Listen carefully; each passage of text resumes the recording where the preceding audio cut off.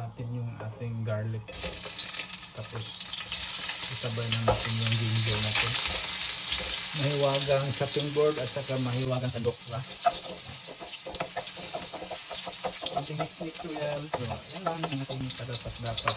Yan. Kunti lang po yung onion natin kasi half lang.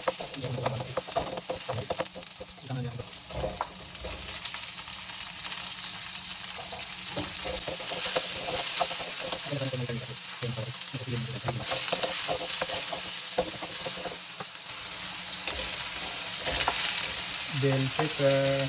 Pero nasa sa inyo na kung paano mo gagawin yan. Kasi alam mo naman, yung sa akin, hindi naman talaga ako marunong magluto.